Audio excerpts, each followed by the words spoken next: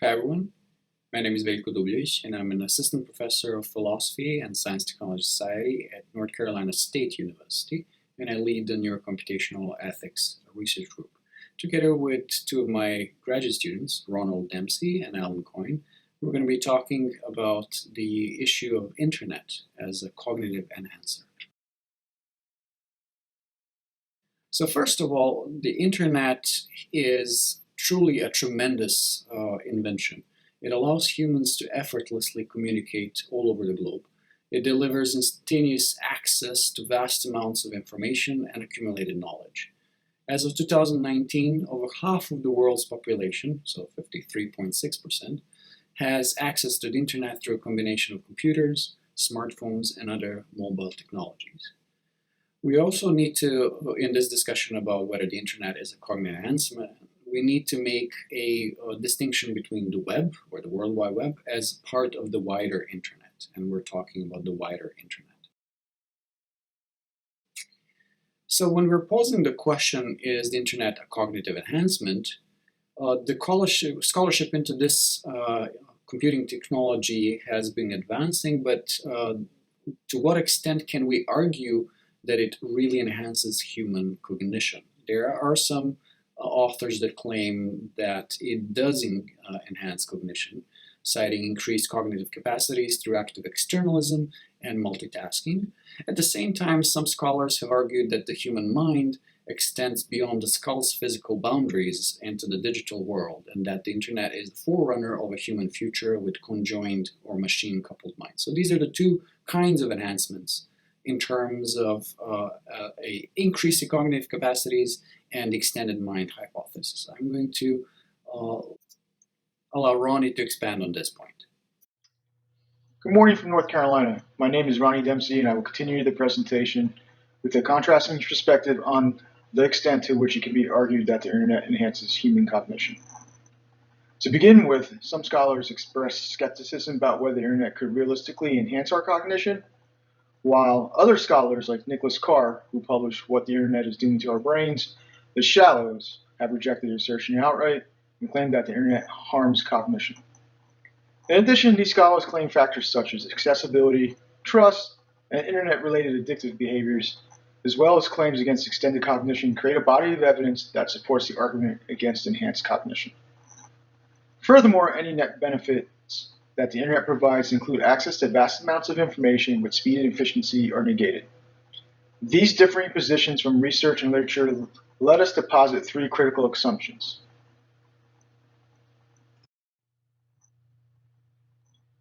First, the internet forces an active learning environment characterized by deep and constructive learning.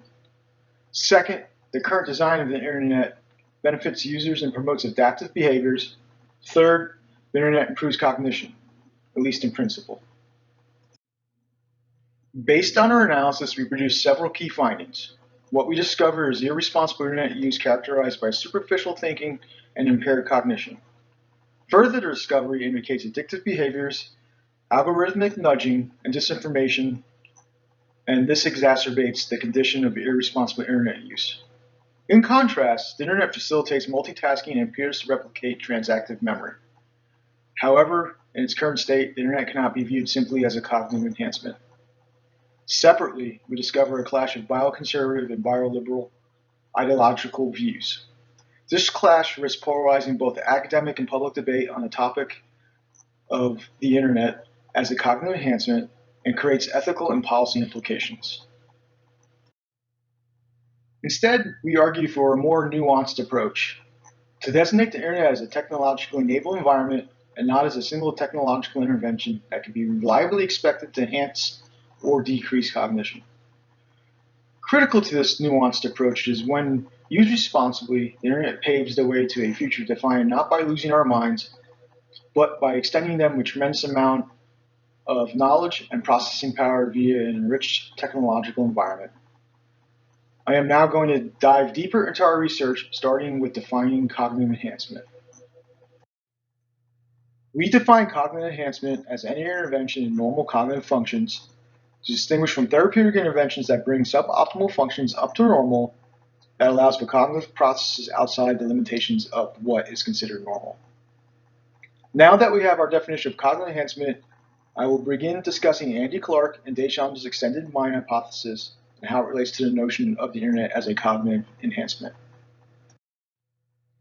Let us recall that Clark and Chalmers argue that the cognitive processes that make up the human mind extend beyond the brain's physical boundaries. This hypothesis provides the foundation for considering the principles of internet extended cognition. In short, this active externalism view posits that the internet can be used to offload human cognitive processes and form an integrated link with the internet as part of a more extensive network of information networks, and in turn creates a hybrid cognitive process. I will now be followed by my colleague Alan Coyne, who will further discuss the extended mind hypothesis in internet extended cognition. Thank you, Ronnie. Hi, I'm Alan Coyne. In order to consider whether the internet can qualify as a cognitive enhancement, we first explore whether it can qualify as an extension of the mind. We can extend Clark and Chalmers' eponymous example of Otto. In this version, instead of a notebook, Otto uses a database accessed via an internet connection to store information. If he has internet access, trusts the information, and the information is relevant, the conditions set by Clark and Chalmers are satisfied. However, if Otto doesn't have access to the internet, he could be said to have a cognitive deficiency. So, it can be said that the internet can function as an extension of the mind as long as the conditions of access, relevancy, and trust are met. Evidence provided in support of the internet qualifying as a cognitive enhancement include enhanced productivity, greater ability to multitask, and the fact that the internet can free up cognitive space. The Google effect is cited in both arguments for and against the internet as a cognitive enhancement. In this case, the Google effect can reduce the amount of rote memorization necessary. The digital transactive memory system can be defined as a cognitive system comprising people and the internet in an extended relationship who engage collaboratively in encoding, storing, and retrieving information. Arguments against the internet as a cognitive enhancement explore the negative effects of the internet on its users. Evidence cited includes harm to internet users' ability to memorize, which is the opposite side of the Google effect. Additionally, internet users may present with inflations of perceptions of their own internal knowledge. In other words, they think they know more than they really do. Further evidence cites the persuasive effects of some aspects of the internet, such as gamification of websites, that may lead internet users to act against their own best interests.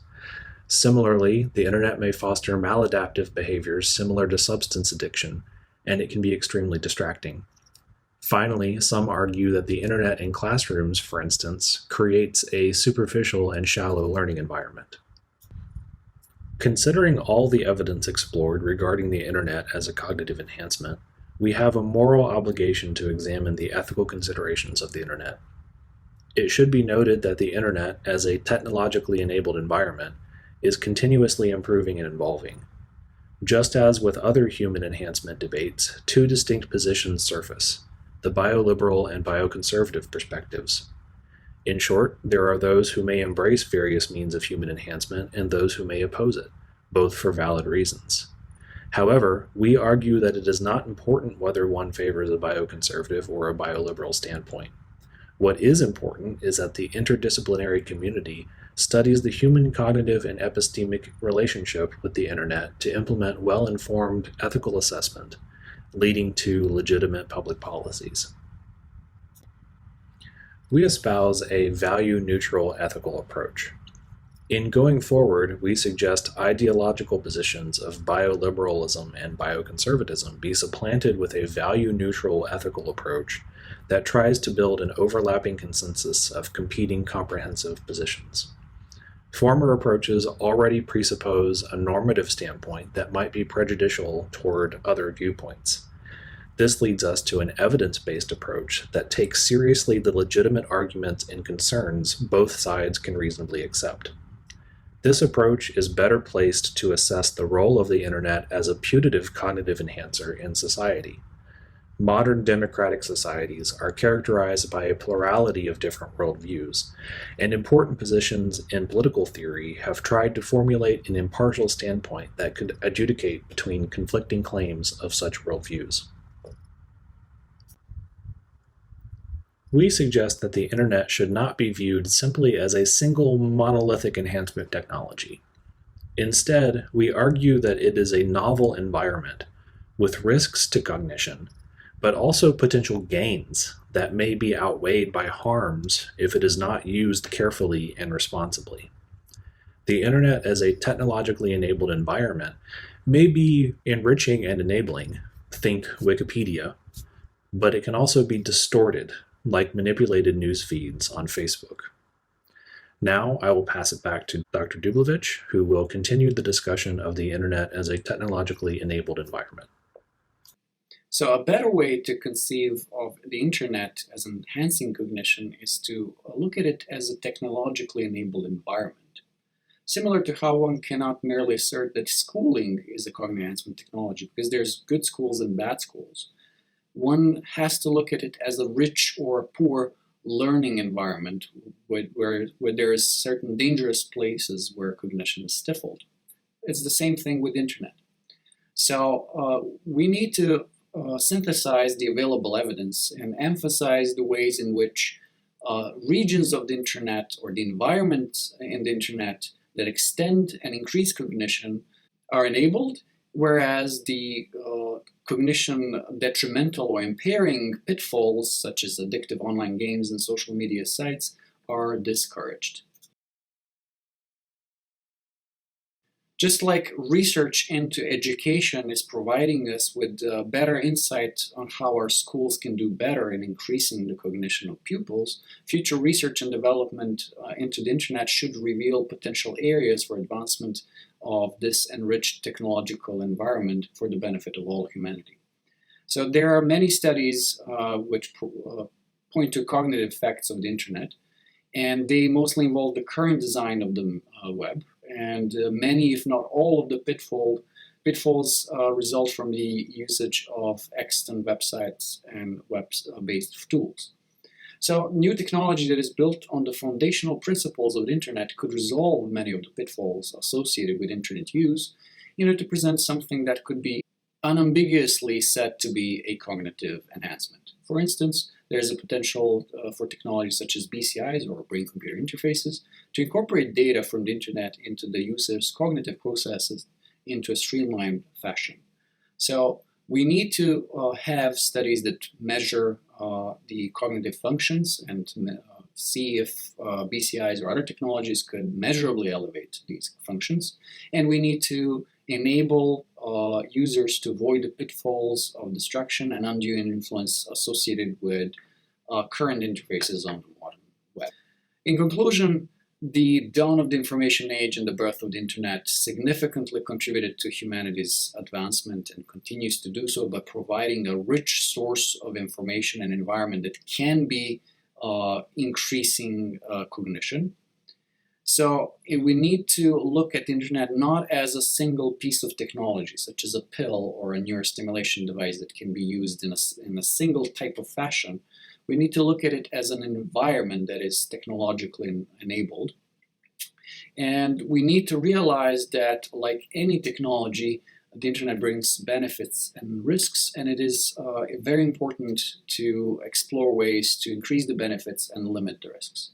There is a moral obligation to develop and implement policies that address these concerns to mitigate some of the harmful aspects of the internet. And with this, we thank you for your attention. I would like to acknowledge the members of the Neurocomputational Ethics Research Group at NC State University, and to recognize that the Neurocomputational Ethics Research Group is funded by a career grant by the National Science Foundation. Thank you.